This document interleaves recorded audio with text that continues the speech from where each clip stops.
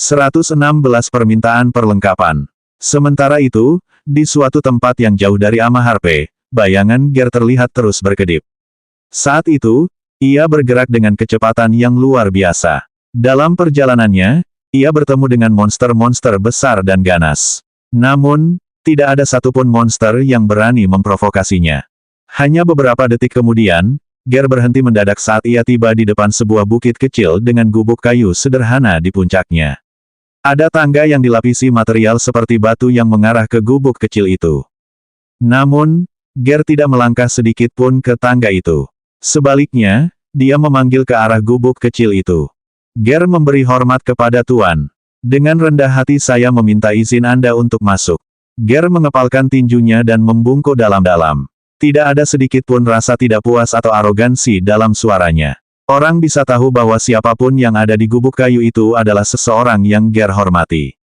Namun, seberapa kuat seseorang harusnya untuk mendapatkan penghormatan tertinggi dari sosok legendaris seperti Ger?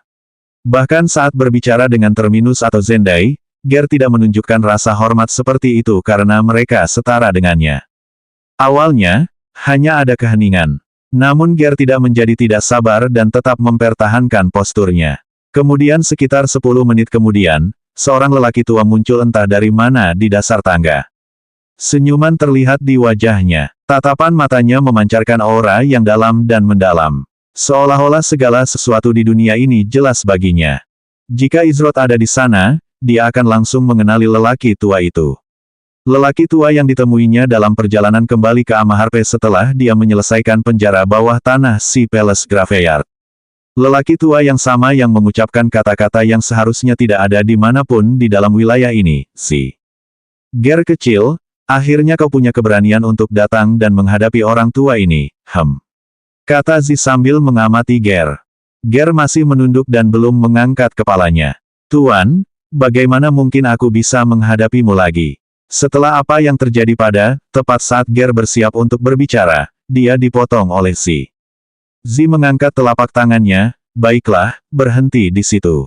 Aku sudah tahu apa yang ingin kau katakan. Sedikit kesedihan melintas di mata Zi, namun, itu hanya berlangsung sesaat.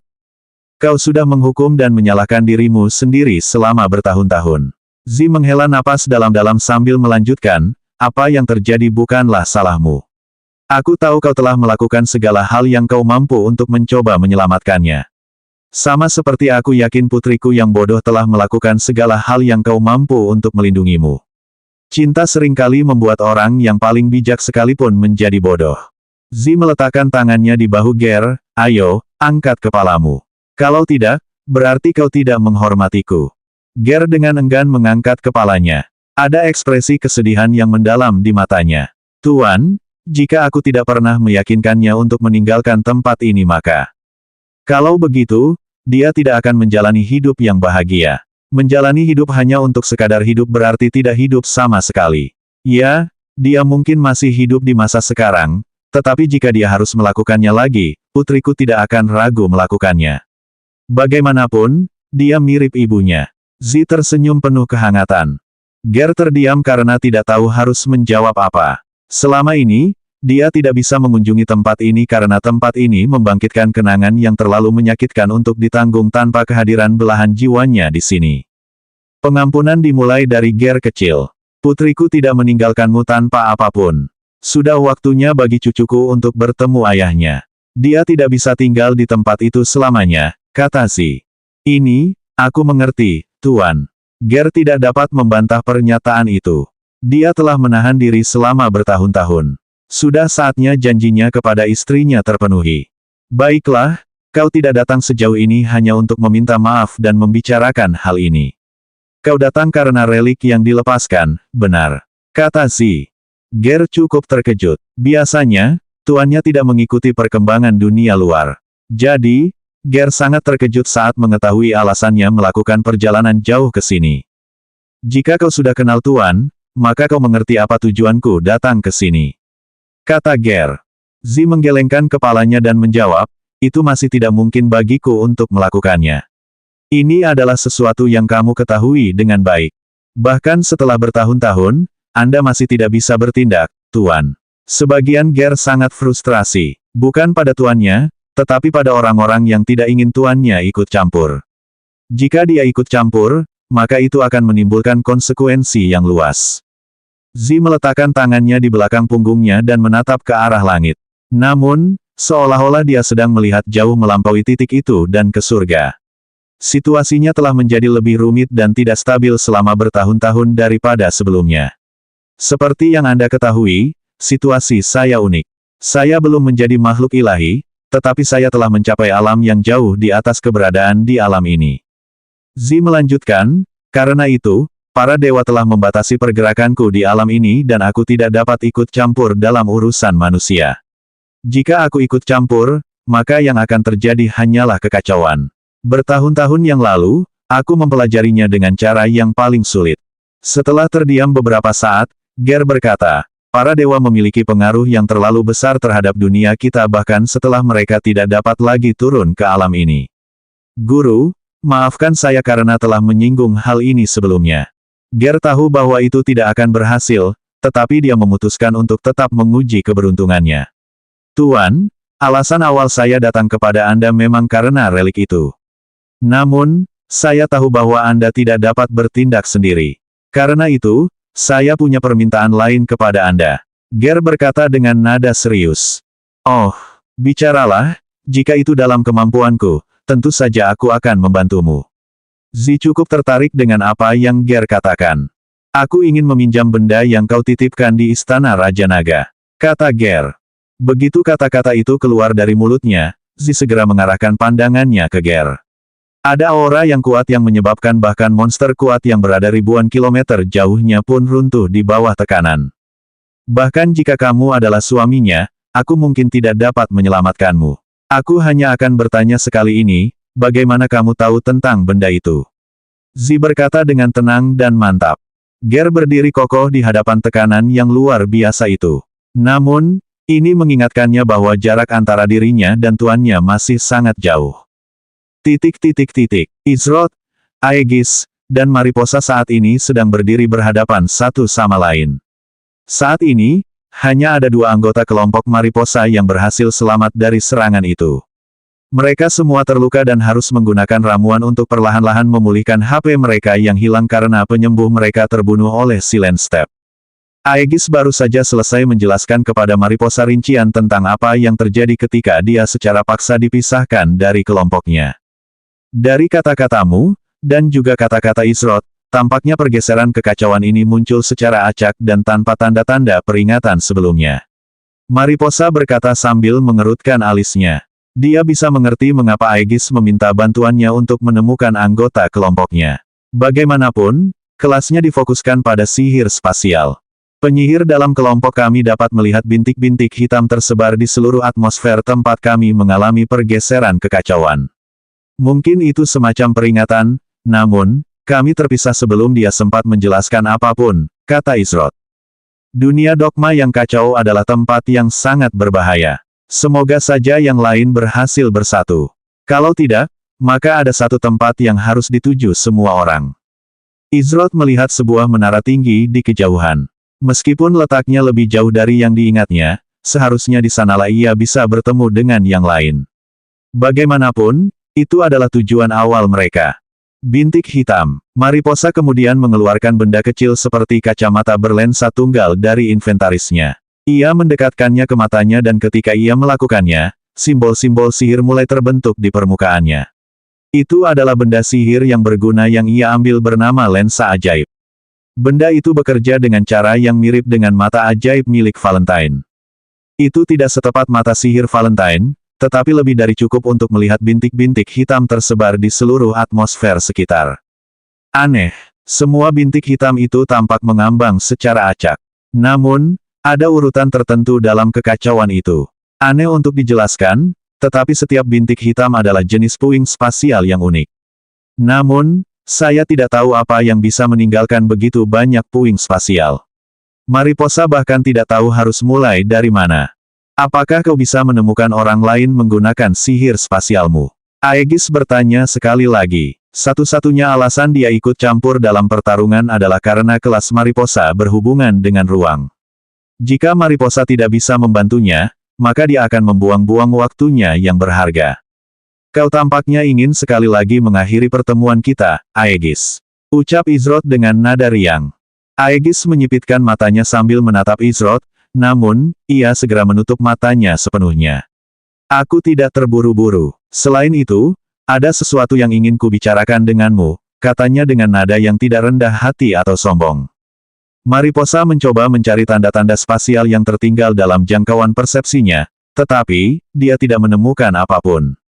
Dia menggelengkan kepalanya tanpa daya, terlalu banyak gangguan dari bintik-bintik hitam itu. Aku tidak dapat menemukan dengan tepat tanda-tanda spasial yang tidak berada di sekitarku. Namun, jika aku bergerak cukup dekat ke salah satunya, aku seharusnya dapat merasakannya secara langsung. Aegis mengangguk sebagai jawaban. Meskipun itu bukan solusi yang paling ideal, dia masih bisa menemukan anggota partinya. Oleh karena itu, lebih baik ikut dengannya untuk sementara waktu, daripada berkeliaran tanpa tujuan. Aku juga akan membebanimu. Tentu saja, jika kau tidak keberatan dengan gangguanku, kata Izrod. Mariposa tersenyum lelah. Sejujurnya, timnya tidak dalam kondisi terbaik saat ini. Mereka telah kehilangan 2 orang yang menjadi penyalur kerusakan dan penyembuh mereka. Tim mereka saat ini lumpuh dan hampir tidak memiliki peluang untuk menjadi tim yang menyelesaikan misi tingkat SS. Dia lebih dari senang karena Izrod dan Aegis ikut serta mengingat keadaannya saat ini.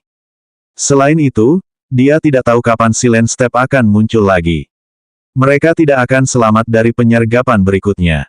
Pada titik ini, tujuan Mariposa bukan lagi menyelesaikan misi terlebih dahulu, melainkan melarikan diri dari tempat ini tanpa harus menjalani penghapusan eksistensi. Sama sekali tidak masalah. Lagi pula, kamu adalah teman adik perempuanku yang manis. Mariposa menjawab. Setelah mencapai kesepakatan, Mariposa meminta mereka menunggu sebentar agar ia dan kelompoknya bisa memulihkan diri dari pertempuran sebelumnya. Sekitar 5 menit kemudian, Mariposa dan kelompoknya siap untuk bergerak. Tujuan mereka adalah menara tinggi di kejauhan. Namun, tujuan utama mereka adalah agar Mariposa menemukan jejak spasial yang ditinggalkan oleh anggota kelompok Izrod dan Aegis. Saat semua orang berjalan, Izrod dan Aegis tetap berada di bagian belakang kelompok. Karena Aegis mengatakan bahwa ia ingin berbicara dengan Izrod tentang beberapa hal, Izrod memutuskan untuk mendengarkan apa yang ingin ia katakan. 117 awal dari strategi menerva yang mengerikan.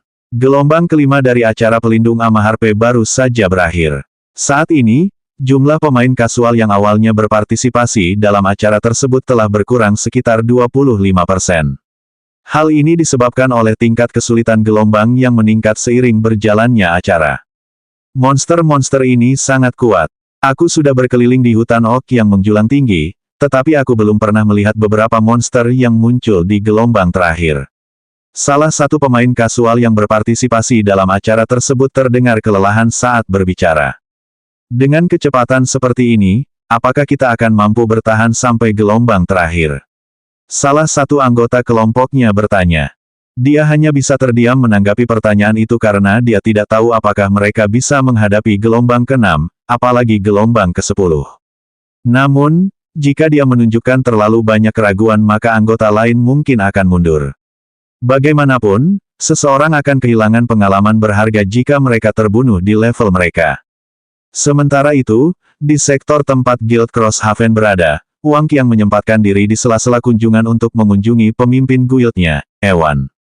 Saat ini ia tengah mendiskusikan apa yang telah ia kumpulkan sejauh ini dari informasi yang diberikan oleh para pengintai yang ia kirim untuk memantau pergerakan Sage Falls dan Hollow Tempo. Pemimpin, dari sudut pandang manapun, menurut laporan pengintaian yang kuterima, tampaknya tidak ada pergerakan dari Sage Falls dan Hollow Tempo. Namun, aku masih sangat yakin bahwa salah satu dari mereka ada hubungannya dengan ini. Wang Qiang berkata dengan nada penuh percaya diri. Meskipun ia belum memiliki bukti pasti hingga saat ini, naluri dan pengalamannya mengatakan kepadanya bahwa ada sesuatu yang tidak beres pada satu atau bahkan kedua serikat tersebut. Ewan menatap ke kejauhan, jauh di langit. Ia teringat kembali saat badai tiba-tiba muncul tanpa tanda peringatan dan kemudian menghilang tanpa jejak. Kemudian, pusaran besar terbentuk di langit. Pemandangan yang menakjubkan untuk disaksikan secara langsung. Namun, dia tidak membiarkan pikirannya terlalu melayang dan mendengarkan dengan saksama kata-kata Wang Qiang. Lalu, apa sebenarnya yang kau sarankan? Tanpa bukti apapun, Guild Papan Atas lainnya tidak akan percaya sepatah kata pun yang kita katakan. Paling-paling, Blue Oasis dan Hyper Symphony mungkin percaya pada kita, namun, kau lebih mengerti daripada siapapun bahwa bergerak berdasarkan tuduhan sederhana adalah sesuatu yang tidak pernah dilakukan oleh Cross Havenku. Ewan berkata dengan suara tenang dan mantap. Wang Qiang terdiam mendengar jawaban itu. Ini karena dia sudah mengenal Ewan selama bertahun-tahun.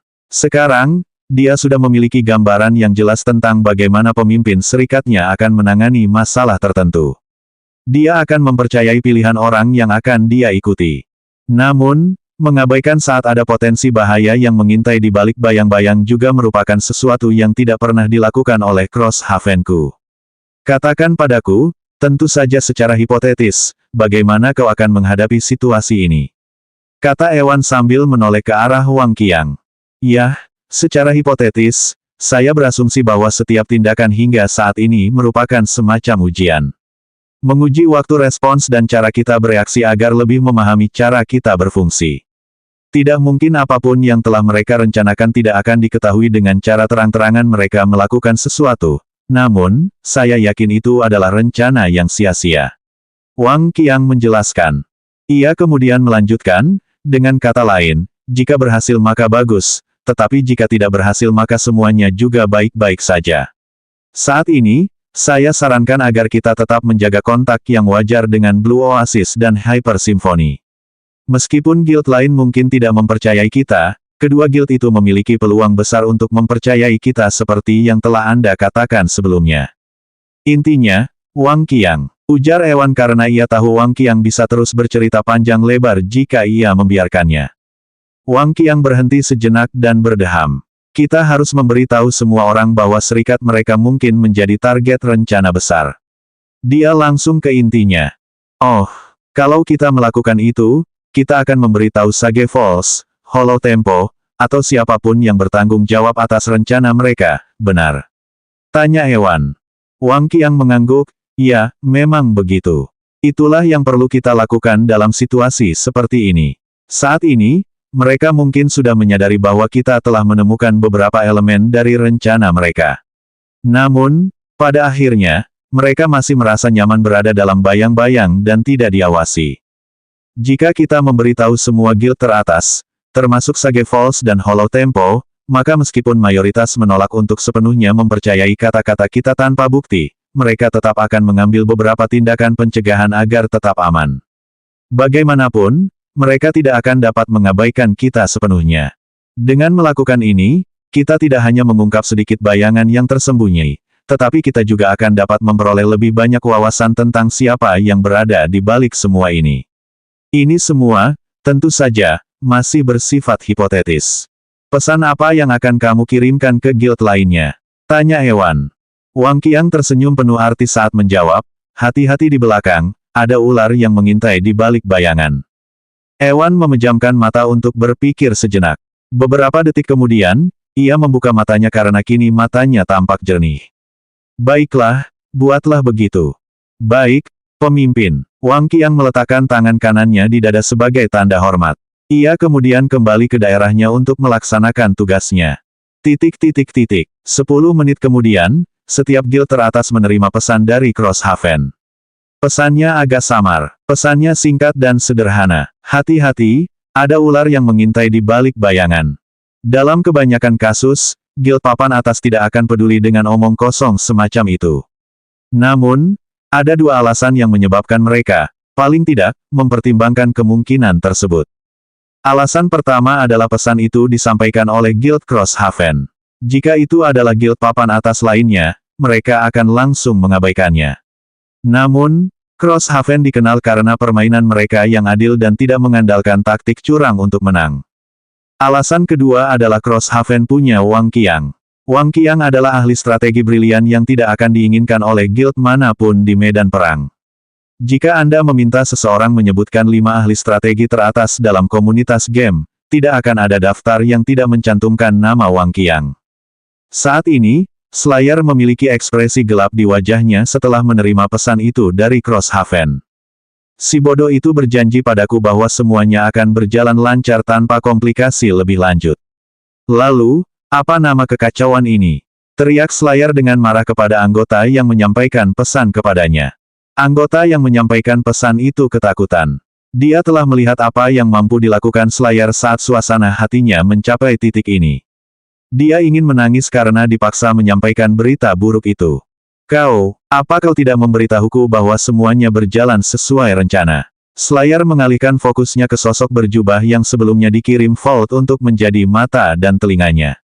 Tenang saja, Slayer. Jika pemimpin kita mengatakan bahwa semuanya berjalan sesuai rencana, maka tidak mungkin itu tidak sesuai rencana.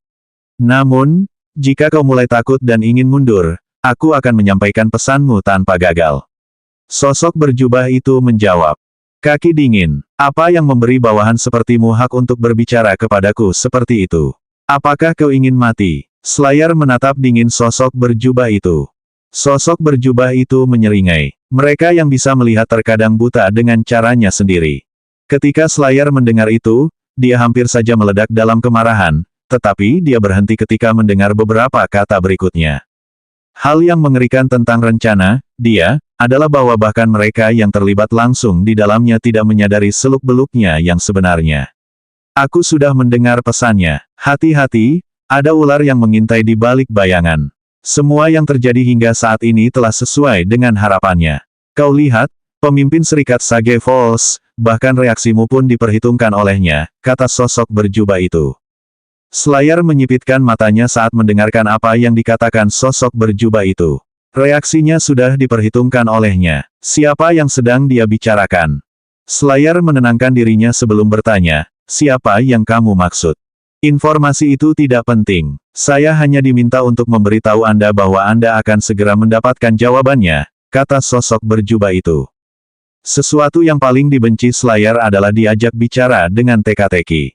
Namun, ia bersedia menerima risiko besar demi keuntungan besar. Kita lihat saja nanti. Namun, jika sindikat pemburu kepalamu gagal memenuhi janjinya, aku tidak perlu memberitahumu konsekuensi karena telah membuang-buang waktu Serikat Sage Fallsku. Ucap Slayer dengan nada mengancam. Kau boleh melakukan apapun yang kau mau.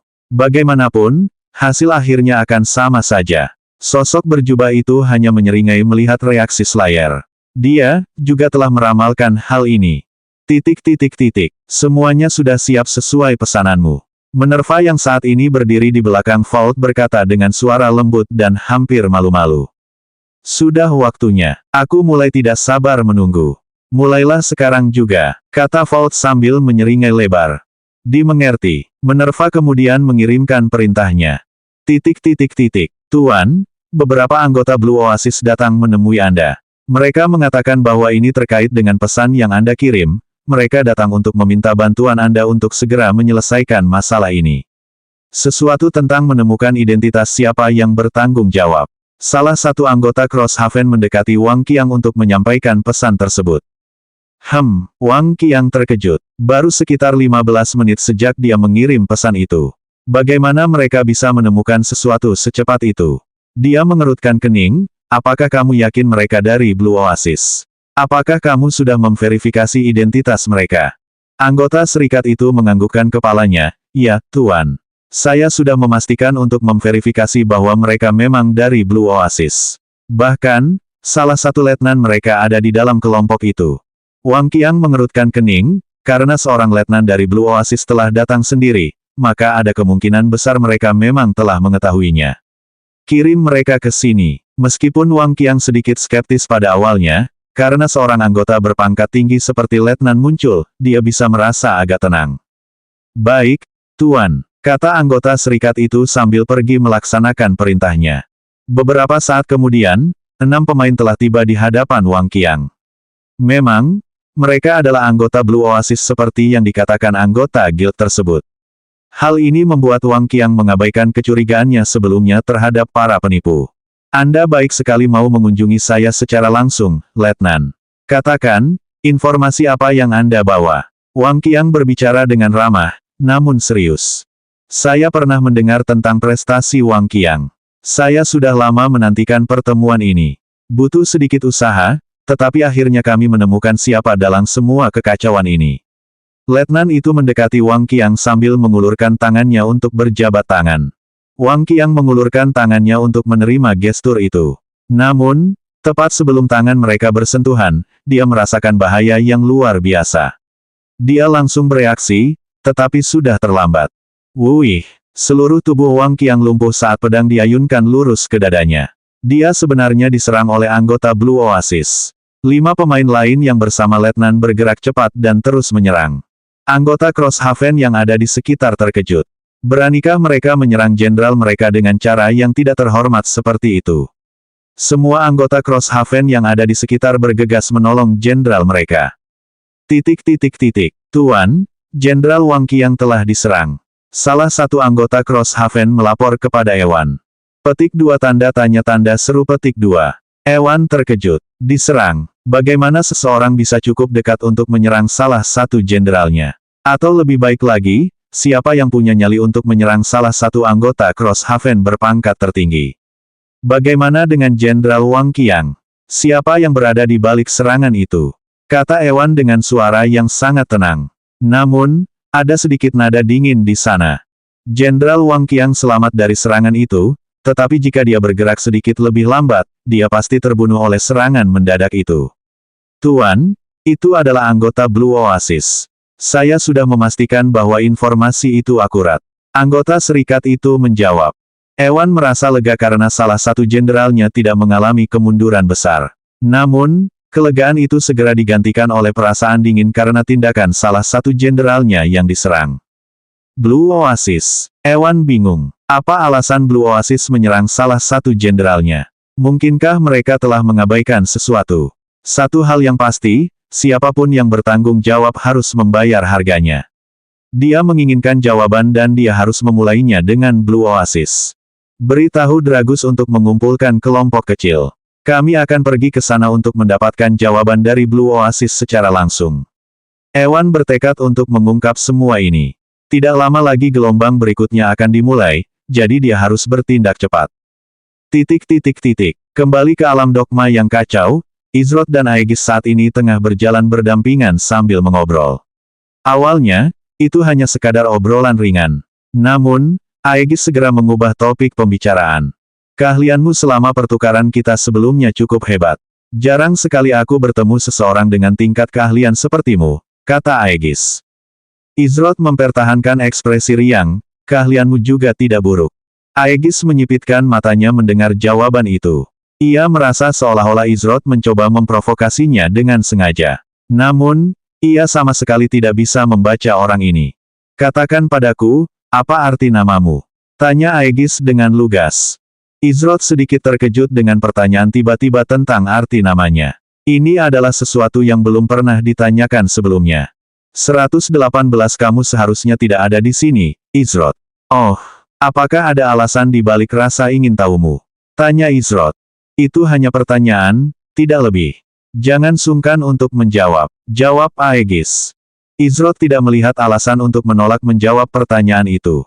Nama Izrod berarti orang yang memiliki pikiran tenang yang memegang surga. Namun, Izrod merasa nama itu ironis ketika ia mengingat kembali masa-masa awal kultivasinya. Ia memiliki banyak kelebihan, tetapi seseorang yang memiliki pikiran yang tenang jelas bukan nama yang cocok untuknya saat itu. Bahkan, nama itu sendiri agak kurang ajar untuk seseorang dengan status yang tidak dikenalnya saat itu. Itulah hari-hari ketika Izrod bertindak murni berdasarkan emosinya dan hanya memikirkan akibat tindakannya saat hal itu terjadi di hadapannya. Aegis mengangguk, begitu. Ini bukan hal yang benar-benar ingin kau bicarakan, bukan? Izrod tahu bahwa tidak mungkin Aegis ingin berbicara dengannya hanya untuk menanyakan arti namanya. Aegis tidak langsung menjawab, namun, setelah beberapa detik ia berkata, kau benar. Ada hal lain yang lebih menarik perhatianku. Misalnya, di mana kau mempelajari kemampuanmu?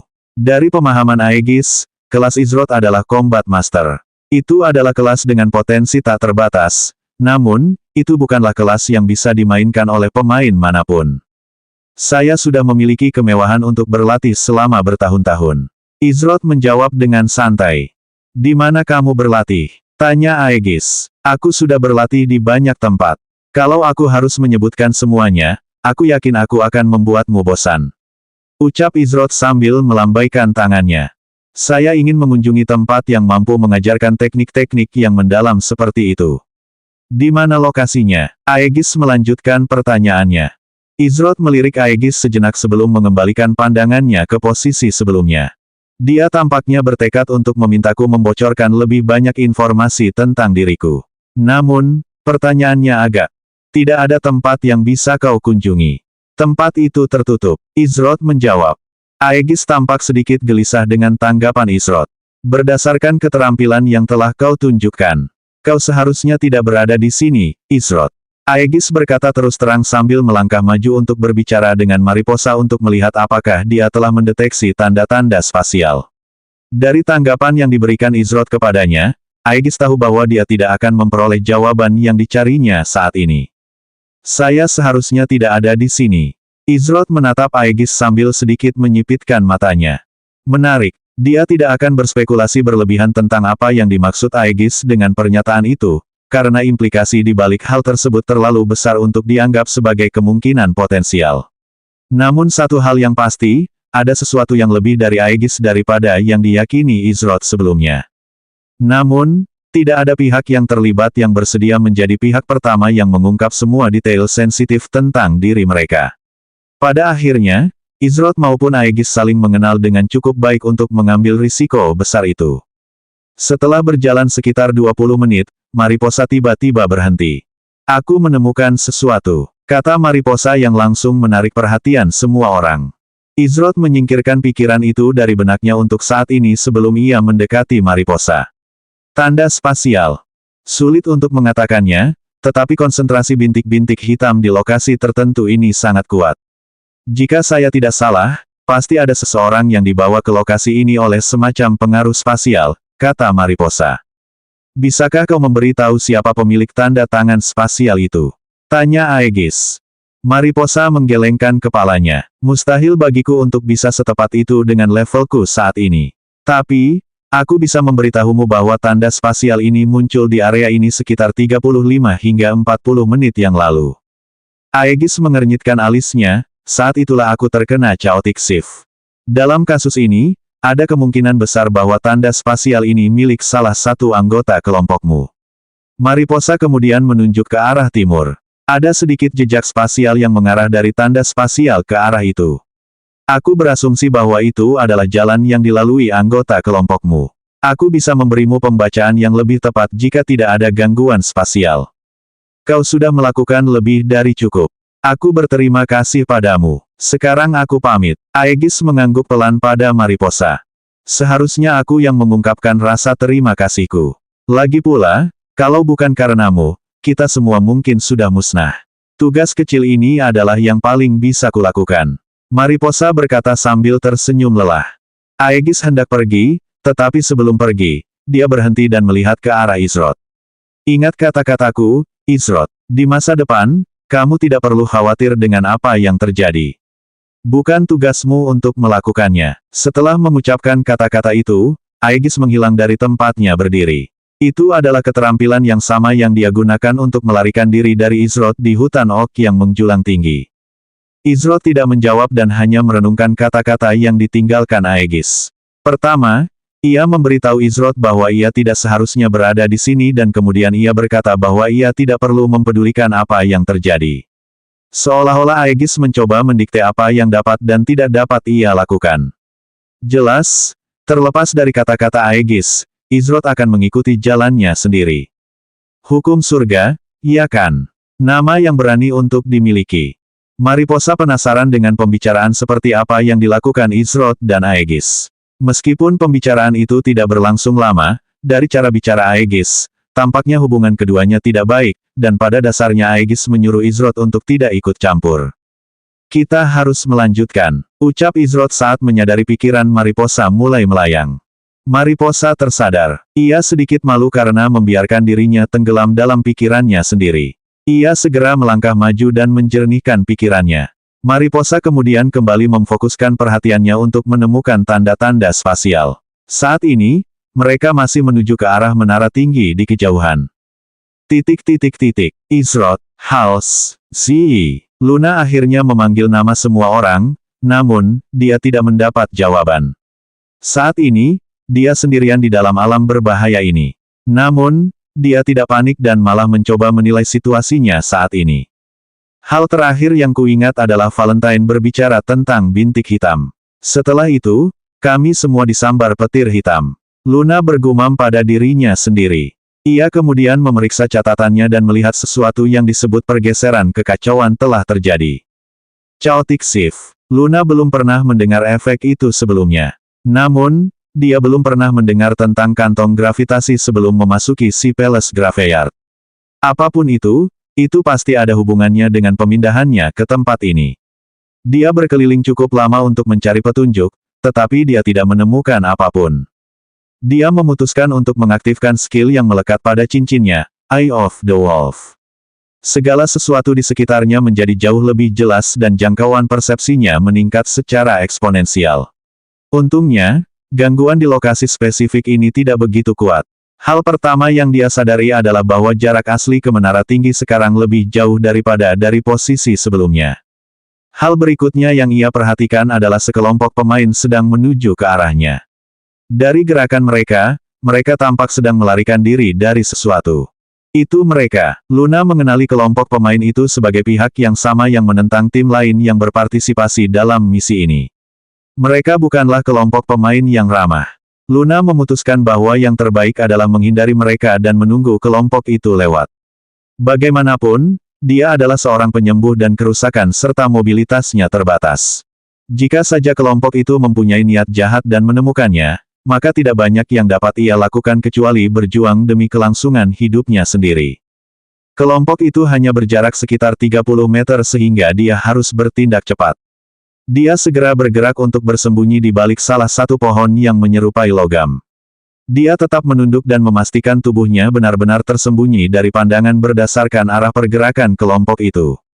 Saat ini, Silent Step kembali ke penampilan normalnya karena transformasinya telah berakhir. Meskipun ia berhasil menciptakan jarak yang cukup jauh antara dirinya dan Aegis, ia tidak berhenti berlari. Ia harus memastikan bahwa mereka tidak diikuti. Ada ekspresi frustrasi di wajahnya. Heaven's Law, kukira anggota mereka hanya sekelompok sampah yang dibesar-besarkan, tetapi salah satu dari mereka benar-benar begitu kuat, kata Silent Step.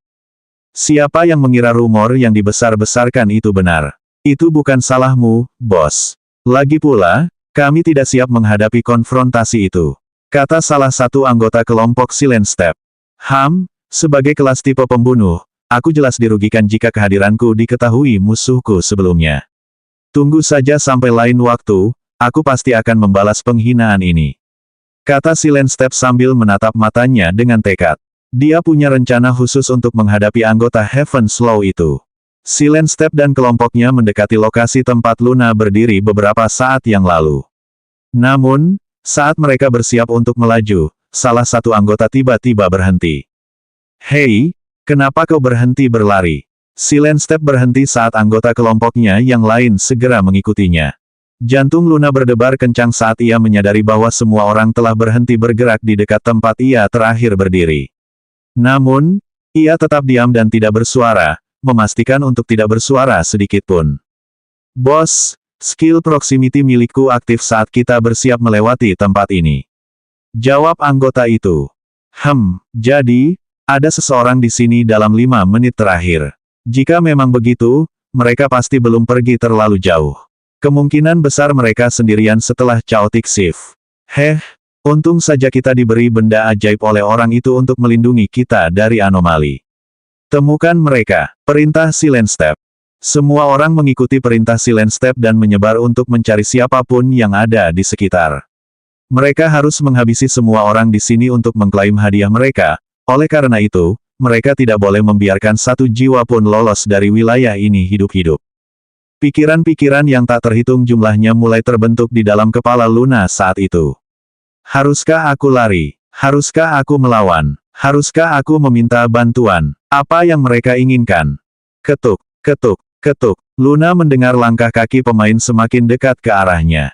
Ia menggenggam tongkat sihir di tangannya erat-erat dan tepat saat ia hendak mengambil tindakan, langkah kaki pemain itu berhenti ketika Silent Step berbicara dan sekelompok langkah kaki yang berbeda terdengar dari jarak yang tidak terlalu jauh.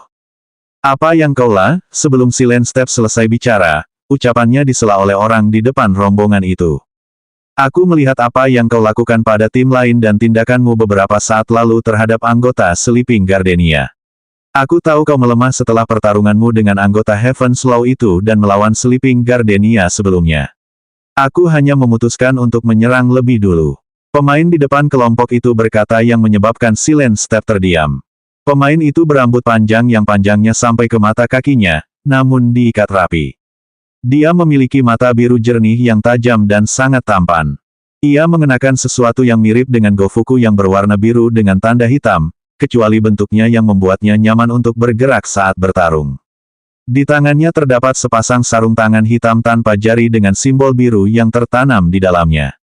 Namanya adalah Qi Jiguang dan dalam hal pertarungan jarak dekat, ia dianggap sebagai anak ajaib pada masanya. Namun, dalam RML, ia sama sekali tidak dikenal dan belum membuat namanya dikenal. Ketika ia melihat aksi Silent Step dan kelompoknya, ia meramalkan bahwa suatu saat, ia akan berhadapan dengan salah satu penyergapan mereka. Oleh karena itu, ia memutuskan untuk diam-diam mengikuti mereka dari jarak yang aman dan menghadapi mereka saat mereka tidak menduganya. Karena Qi Jiguang menyadari fakta bahwa salah satu anggota kelompok Silent Step memiliki keterampilan proximity, dia memastikan untuk tetap berada cukup jauh agar tidak terdeteksi. Qi Jiguang menggunakan pertarungan Silent Step lainnya untuk memahami apa yang sedang dihadapinya. Setelah menyaksikan pertarungan mereka beberapa kali, ia memiliki pemahaman yang baik tentang kekuatan mereka secara keseluruhan. Ada pepatah, jika Anda mengenal musuh dan mengenal diri sendiri, Anda tidak perlu takut dengan hasil dari 100 pertempuran. Luna merasa lega saat ada orang lain yang muncul. Jika mereka akan bertarung, maka dia bisa memanfaatkan kesempatan itu untuk melarikan diri. Namun, sesuatu yang dikatakan Qi Jiguang menarik perhatiannya. Jika dia ingat dengan benar, Sleeping Gardenia adalah guild yang sama dengan tempat kakak perempuan Si Mariposa berada. Hal itu muncul dalam obrolan ringannya dengan Si. Mungkinkah partai Mariposa terlibat perkelahian dengan partai Silent Step? Ahahaha, aku paham, itu sebabnya kami kehilangan jejak gerakanmu.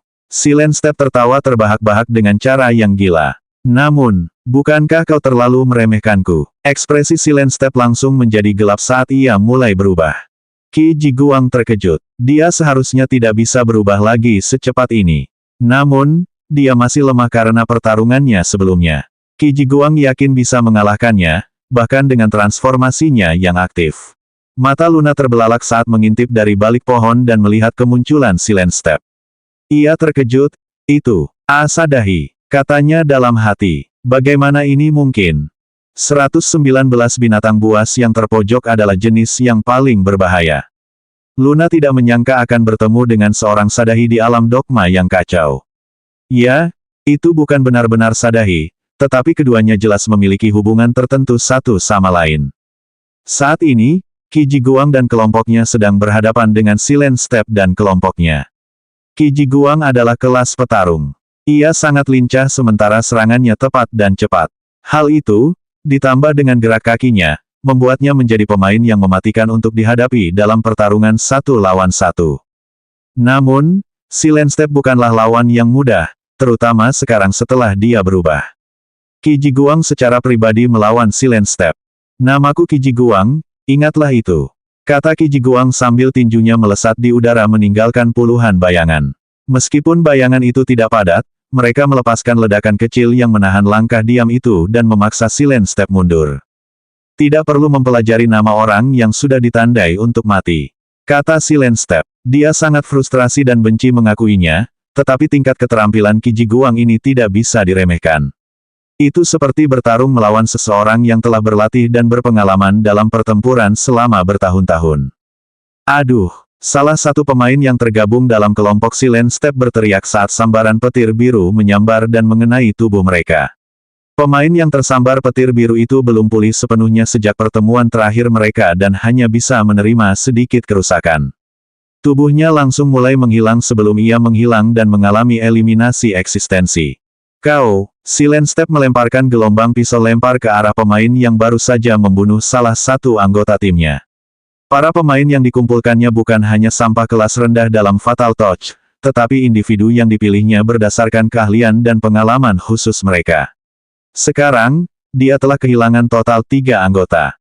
Lebih buruk lagi, bahkan jika mereka mengalahkan Qi Jiguang dan timnya, Silent Step tidak yakin bisa berhadapan dengan anggota Heaven's Law jika mereka berkumpul kembali, bahkan dengan kartu trufnya. Misi ini pasti akan gagal dan itu adalah kesalahan 2 orang. Yang pertama adalah Aegis karena ikut campur dalam pertarungan melawan Mariposa dan anggota Sleeping Gardenia. Yang kedua adalah Qi Jiguang yang mengetahui rencananya dan menunggu kesempatan untuk menyerang lebih dulu saat mereka melemah. Jelaslah bahwa Qi Jiguang tidak mau mengambil risiko kematian anggotanya dalam kehancuran bersama. Oleh karena itu, alih-alih segera mengambil tindakan, ia terlebih dahulu duduk dan menganalisis situasi. Entah mengapa, hal ini membuat Silent Step semakin marah. Ia seharusnya menjadi orang yang melakukan penyerangan, bukan sebaliknya. Betapa terampilnya, Luna terkejut. Dia mengalami sendiri betapa kuatnya seorang Sadahi. Jika pemain itu berhasil mendapatkan kekuatan seorang Sadahi, selain menjadi pemain yang cukup terampil untuk memasuki alam dogma yang kacau, maka pemain yang melawannya pastilah monster karena masih memiliki keunggulan. Salah satu anggota kelompok Silent Step lainnya menemui ajalnya di bawah sebilah pedang.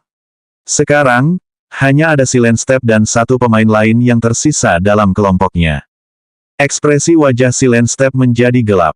Dia tidak mampu lagi menyimpan kartu truf yang diberikan kepadanya. Silent Step mengayunkan belatinya keluar dan memaksa Qi Jiguang mundur. Awalnya, aku akan menyimpan ini untuk anggota Heaven's Law. Namun, kau memaksaku. Semua orang di sini bisa mati saja. Ekspresi Silent Step menjadi mengerikan dan dipenuhi amarah. Mungkin karena transformasi Sadahi, tetapi dia tampak seperti iblis sejati saat itu. Luna tiba-tiba merasakan bulu kuduknya berdiri. Seolah ada sesuatu yang memperingatkannya untuk segera pergi dari tempat ini. Ia begitu teralihkan oleh transformasi Sadahi dan pertarungan itu, sehingga ia lupa tujuan awalnya untuk melarikan diri dari tempat ini pada kesempatan pertama yang ia dapatkan. Aku harus melarikan diri. Itulah satu-satunya pikiran yang terlintas di benak Luna saat itu. Namun, yang tidak diketahuinya adalah bahwa sebenarnya skill Soul Sense lah yang memperingatkannya akan bahaya yang akan datang. Luna tidak peduli lagi jika ketahuan saat ini. Saat ini, saat semua orang teralihkan, adalah kesempatan terbaiknya untuk meninggalkan tempat ini. Luna segera lari dari area pertarungan. Qi Jiguang memiliki firasat buruk karena Silent Step memegang kubus hitam berbentuk sempurna di tangannya. Kubus ini memiliki simbol-simbol sihir ungu yang tidak diketahui asal-usulnya. Jika Valentine ada di sana, bahkan dia tidak akan dapat memahami simbol-simbol itu dengan mata sihirnya. Mundur, teriak Qi Jiguang. Namun, hanya beberapa detik setelah dia berteriak, gelombang kegelapan memenuhi seluruh atmosfer di sekitarnya. Wah, setelah berlari sekitar 10 detik, Luna mendengar suara yang mirip dengan paduan suara nyanyian Buddha. Namun, nyanyian itu membingungkan dan membawa serta energi yang mengerikan. Luna merasa seolah-olah ada tangan yang mengulurkan tangan dari kegelapan dan ingin menariknya untuk melahapnya. Dia tahu bahwa dia tidak akan mampu berlari lebih cepat dari apapun yang akan datang padanya. Karena itu, dia hanya bisa bersiap. Luna berhenti berlari dan menggenggam kedua tangannya. Ia kemudian mulai menggumamkan semacam mantra saat cahaya kuning samar terlihat terbentuk di antara kedua tangannya. Stat, itulah kata terakhir yang diucapkan Luna sebelum gelombang itu mengejarnya dan menelannya ke dalam dunia kegelapan. Jika seseorang melihat dari atas, mereka akan melihat struktur kubah hitam pekat raksasa yang membentang setidaknya 100 meter. Di puncak kubah terdapat tengkorak yang tampak menertawakan kemalangan orang-orang yang ada di dalamnya. Beberapa saat kemudian, kubah hitam itu lenyap dan yang tersisa hanyalah keheningan yang mematikan. Izrod menghentikan langkahnya dan mengerutkan kening saat ia merasakan adanya bahaya yang tiba-tiba. Namun, itu hanya berlangsung sebentar sebelum menghilang sepenuhnya. Aneh. Izrod mengamati ekspresi Mariposa dan kelompoknya dan tidak satu pun dari mereka yang menyadari apa yang baru saja dilakukannya. Ia kemudian terus berjalan maju setelah tidak dapat menemukan apapun lagi dari pengamatannya. Apakah ini perasaan yang diberikan oleh keterampilan Soul Sense? Karena perasaan itu telah menghilang dan Izrod tidak tahu dari mana asalnya, ia hanya bisa meningkatkan tingkat kesadarannya. Lagi pula, seseorang tidak pernah tahu apa yang diharapkan dalam alam dogma yang kacau. Mariposa tiba-tiba berhenti berjalan saat dia mengetukkan tongkatnya pelan ke tanah. Ada ekspresi ketidakpastian yang tergambar di wajahnya. Jelas ada semacam tanda spasial di sini, namun, tanda itu melengkung di berbagai lokasi. Sepertinya ada sesuatu atau seseorang yang sedang bermain-main dengan ruang di sekitar area ini. Bermain dengan luar angkasa, apakah mereka mengarah ke arah tertentu? Tanya Izrod. Sebagian besar tanda tangan yang terdistorsi berada di arah itu. Mariposa menunjuk ke arah yang sedikit ke barat dari menara tinggi yang mereka tuju. Tapi itu sangat aneh. Jika aku tidak tahu lebih jauh, aku akan mengatakan sepertinya ada seseorang yang bertarung saat bergerak. Oh, bagaimana kau bisa sampai pada kesimpulan itu? Tanya Izrod. Jika memang begitu, maka ada kemungkinan dia mengenal orang yang dipindahkan ke daerah ini. Yah, tanda-tanda spasial yang terdistorsi itu tidak cukup besar untuk diteleportasi seseorang. Menurutku, itu hanya cukup besar untuk beberapa jenis objek kecil. Ada sejumlah besar tanda-tanda terdistorsi ini di lokasi yang berbeda. Hampir seperti seseorang menusuk melalui ruang. Kata-kata Mariposa terhenti. Mariposa menoleh ke arah Izrod, namun, yang dilihatnya hanyalah siluet yang berkedip-kedip. Izrod yang asli telah melesat ke arah yang ditunjuk Mariposa setelah mendengarkan sebagian besar penjelasannya. Saat itulah Mariposa membenarkan kecurigaannya.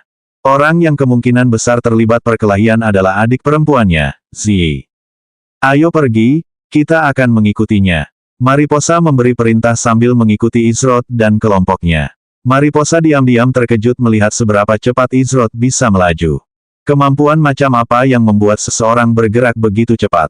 Salah satu anggota kelompok Mariposa tak kuasa menahan rasa heran. Saat mereka mengikuti Izrod, setiap kali mereka yakin telah berhasil menyusulnya, ternyata yang mereka lihat hanyalah bayangan samar. Jelas sekali bahwa Izrod telah meninggalkan mereka di tengah debu. Ziyi saat ini tengah bertempur melawan monster bertubuh seperti ular yang menyerupai basilis. Monster itu berukuran besar dan panjangnya lebih dari 20 meter. Ketika Ziyi dipindahkan, dia langsung merasakan bahaya yang luar biasa. Dia bertindak cepat dan melompat seolah-olah dia sedang menghindari serangan dan kurang dari sepersekian detik kemudian, ekor besar seperti ular menghantam tempatnya berdiri dan menghancurkan tanah. Kalau saja dia tidak memiliki kemampuan Soul Sense, mungkin dia tidak akan seberuntung itu untuk selamat dari serangan mendadak itu. Saat ini, dia sedang berhadapan dengan makhluk yang ganas dan tak kenal ampun di hadapannya. Nama, Ahrogeka Basilis Elite. Tingkat, 26.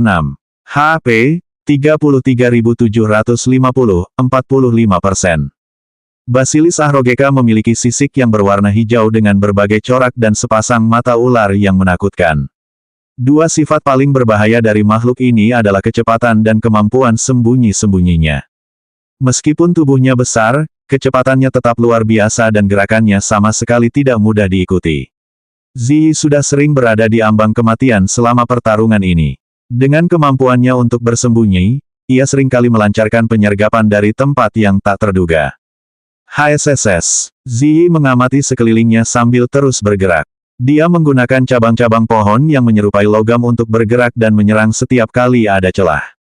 Selain itu, dia menghabiskan sebagian besar waktunya untuk menghindari serangan makhluk itu. Lagi pula, dia bukanlah tank seperti Hals dan tidak bisa menerima serangan secara langsung. Monster itu mengeluarkan suara mendesis pelan saat ia dengan cepat mendekati Ziyi.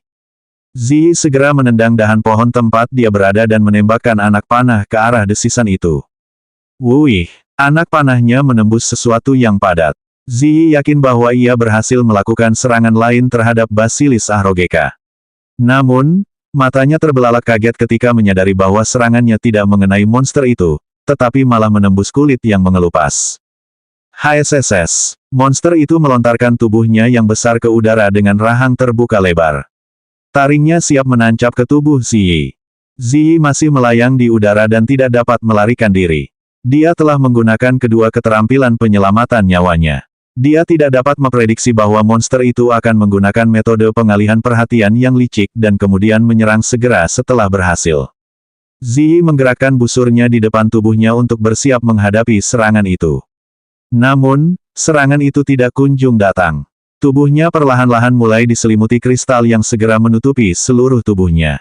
Awalnya, ia berasumsi bahwa itu adalah semacam keterampilan yang digunakan monster itu untuk melawannya, tetapi ketika Basilis Ahrogeka mencoba mengunyahnya, ia tidak dapat memberikan kerusakan apapun. Apa yang terjadi? Ziyi terkejut saat dia mencoba mencari tahu apa yang sedang terjadi. Sepertinya kau bisa menggunakan tanganmu. Sebuah suara yang familiar terdengar di telinga Ziyi. Suara itu memiliki nada riang yang tidak bisa disalahartikan oleh orang lain yang dikenalnya. Karena monster itu tidak dapat lagi melukai Ziyi, ia tidak melanjutkan serangannya. Sebaliknya, ia mengalihkan perhatiannya ke pendatang baru itu. Tentu saja, pendatang baru itu adalah Izrod. Ziyi menghela napas lega saat menjawab, silakan bantu. Dia senang akhirnya bisa bertemu dengan wajah yang dikenalnya setelah pertarungan yang begitu sengit. Izrod menghunus pedang petirnya saat Basilis Ahrogeka menyerbu ke arahnya. 120 tindakan berikutnya. Izrod menggunakan keterampilan dari ornamen kepala laut kristalnya, kristalisasi, untuk menyelamatkan Ziyi dari serangan Basilis Ahrogeka. Ketika monster itu menyadari serangannya tidak berpengaruh terhadap Ziyi, ia bergegas menyerang Izrod. Basilis Ahrogeka membuka rahangnya dan ingin melahap Izrod bulat-bulat, namun, saat mengunyah, ia hanya menggigit udara tipis. Ada ekspresi kebingungan di wajah monster itu karena ia yakin Izrod masih ada di sana. Tetapi bagaimana monster itu tahu bahwa ia hanya menyerang bayangan Izrod? Wuih! Izrod muncul di belakang Basilis Ahrogeka dan mengayunkan pedang petirnya ke arah belakang tubuhnya yang panjang. Dia memasukkan 2 poin esensi ke dalam serangannya untuk meningkatkan efektivitasnya sebesar 10%. Minus 517. Izrod tidak menghentikan serangannya di sana. Seketika setelah serangan pertamanya berhasil mengenai sasaran, pedang Izrod melepaskan aura yang menindas yang turun ke seluruh tubuh Basilis Ahrogeka. Untuk serangan ini, Izrod memasukkan 10 poin esens. Monster itu tiba-tiba mulai mengayunkan tubuhnya yang besar dengan liar seolah-olah takut akan sesuatu. Hal ini disebabkan oleh Izrod yang memicu efek ketakutan yang melekat pada skill First Baneful Sword Destruction miliknya. Hal itu, bersama dengan jaminan serangan kritis dari keterampilan bentuk pedang pertama, jalur dan esensi yang terkonvergensi, membuat Izrod menghilangkan sebagian besar HP Ahrogeka Basilis. Serangan kritis. Minus 5.636 tahun. Setelah memberikan sejumlah besar kerusakan dengan satu serangan dan Ziyi menghentikan serangannya untuk beberapa saat, Izrod langsung naik ke puncak daftar serangan. Saat ini terjadi, ia melepaskan skill Crystallization pada Ziyi dan ia kembali bertarung. Ziyi melepaskan 2 anak panah secara bersamaan ke 2 arah yang berbeda. Namun, setelah hanya menempuh jarak beberapa meter, anak panah itu menghilang ke dalam kehampaan. Wus, wus. Sekitar 1 detik kemudian, anak panah muncul kembali di kedua sisi Basilis Ahrogeka. Anak panah pertama menembus perut bagian bawahnya dan anak panah yang tersisa menembus punggungnya. Dia akan memasukkan esens ke dalam serangan itu, tetapi dia memiliki persediaan yang sangat terbatas dan sudah menghabiskan cukup banyak. Hal terakhir yang ingin dia lakukan adalah mengalami Soul Weakness di tengah pertempuran.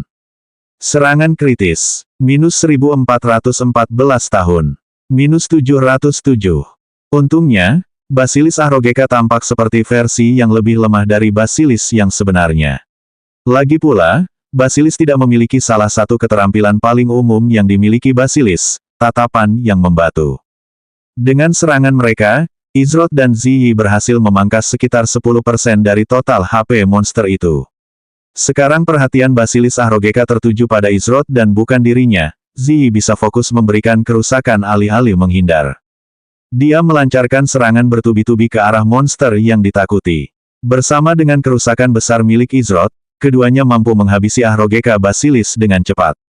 Peringatan sistem, selamat, Anda telah mengalahkan Basilis Ahrogeka. Peringatan sistem, Anda telah diberikan 4440 EXP. Barang jarahan. X1, skala Basilis Ahrogeka.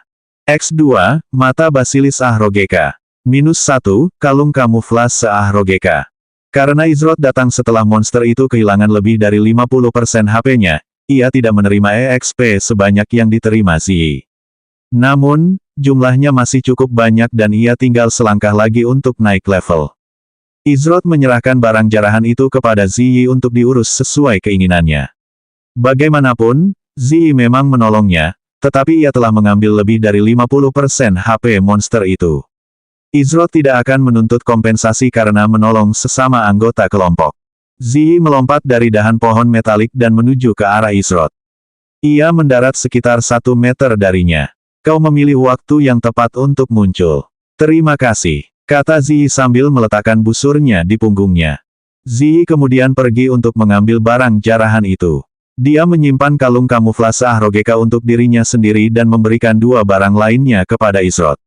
Dia tidak akan menyimpan semua barang jarahan itu untuk dirinya sendiri meskipun Izrod membiarkannya bebas memilih apa yang akan dilakukan dengannya.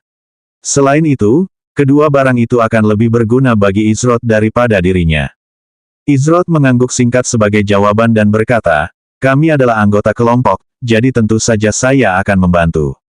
Ziyi kemudian melihat sekeliling dan menyadari bahwa Izrod sendirian. Tidak adakah yang lain bersamamu? Dia berpikir bahwa mungkin dia telah dibawa pergi sendirian.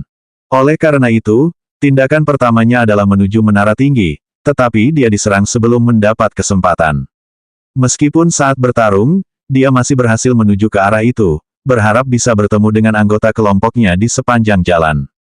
Sayangnya, saya yakin semua orang terkena dampak Chaotic Shift. Meskipun tidak ada bukti pasti bahwa ini benar, saya rasa aman untuk berasumsi saat ini.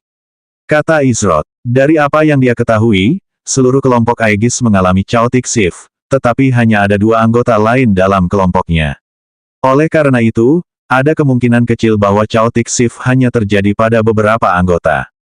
Ziyi mengerutkan alisnya dan sedikit kerutan muncul di wajahnya. Dia tidak khawatir tentang Hals dan Guan Yu karena mereka berdua adalah pengguna plat yang mampu menerima kerusakan berat. Dia sedikit khawatir tentang Valentine, tetapi kerusakan dan persenjataannya memberinya kemampuan untuk bertahan hidup sendiri jika diperlukan. Namun, ia khawatir dengan Luna yang memiliki kekuatan serangan lemah, mobilitas rendah, dan HP rendah. Ia adalah seorang penyembuh, kelas yang dimaksudkan untuk mendukung orang lain, bukan untuk menyendiri. Jika berada di tempat lain, Ziyi tidak akan memiliki kekhawatiran ini karena para penyembuh dapat bertahan hidup cukup lama. Namun, ini adalah alam dogma yang kacau di mana semuanya setidaknya merupakan monster tingkat elit. Belum lagi berbagai bahaya lain di tempat ini. Sebuah pertanyaan kemudian terlintas di benaknya, bagaimana Izrod menemukannya?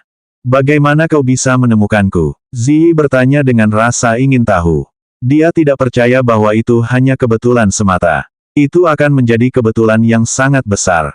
Mungkin Izrod punya cara untuk menemukan anggota kelompok lainnya yang tidak dia ketahui. Ya, tepat saat Izrod bersiap berbicara, Mariposa dan kelompoknya akhirnya menyusul. Ketika Mariposa melihat Ziyi selamat, dia merasa lega. Yaho, adikku yang manis. Mariposa berseru dengan nada penuh kebahagiaan. Seolah-olah rasa lelahnya sebelumnya telah hilang dan energinya terisi kembali ketika dia melihat Ziyi. Wajah Ziyi menjadi sangat muram. Kau mengapa kau di sini? Apakah kau akan menguntitku bahkan di tempat ini? Kamu dulu sangat imut saat menyelinap ke kamarku tengah malam karena kamu takut monster di lemarimu akan, Mariposa memotong perkataan Ziyiku. Baiklah, cukup omong kosongmu. Apa kau baru akan merasa puas setelah mempermalukanku? Pipi Ziyi memerah karena malu dan dia menghentakkan kakinya dengan marah. Aku berhasil menemukanmu dengan bantuan kakak perempuanmu. Sepertinya kita berdua berutang padanya, jelas Izrod. Ziyi terkejut saat mendengar perkataan Izrod. Kakak perempuannya lah yang membantu menemukannya. Tiba-tiba dia merasa sedikit bersalah karena menuduhnya menguntit dan bahkan tidak mengucapkan terima kasih. Ziyi kemudian berbicara dengan suara rendah dan berkata, terima kasih, kakak. Aku berutang budi padamu, meskipun suaranya rendah, Mariposa masih bisa mendengarnya dengan jelas. Mariposa bergegas menggunakan sihir spasial sebelum Ziyi sempat selesai bicara dan memeluknya. Dia lalu mengusap pipinya ke pipi Ziyi sambil menepuk-nepuk bagian atas kepalanya. Berutang padaku. Kalau begitu, aku akan menuntut hadiahku sekarang. Ziyi ingin mencari batu untuk merangkak karena seluruh wajahnya memerah. Namun, dia menahannya karena ini adalah caranya berterima kasih kepada Mariposa. Meskipun dia terkadang mempermalukannya, Mariposa tetaplah kakak perempuannya yang sangat dia hormati. Namun, ini adalah sesuatu yang tidak akan pernah dia katakan padanya karena dia akan dicekik sampai mati. Aku merasa benar-benar segar sekarang. Setelah kenyang, Mariposa melepaskan Ziyi dan tersenyum cerah. Anggota Sleeping Gardenia lainnya juga tersenyum saat melihat betapa bahagianya pemimpin guild mereka. Sungguh pemandangan yang langka untuk melihatnya tersenyum tulus. Ziyi berdeham sambil berbalik menghadap Izrod, aku yakin tindakan kita selanjutnya adalah mencari Luna.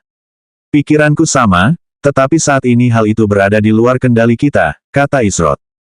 Keluar dari tangan kita, bukankah kau bilang adikku bisa menemukan pemain lain? Tanya Ziyi. Saya dapat menemukan pemain lain. Namun, saya tidak dapat menentukan posisi pasti seseorang karena gangguan bintik hitam. Meskipun saya masih dapat menemukan tanda spasial, saya harus berada dalam jarak tertentu untuk dapat melihatnya.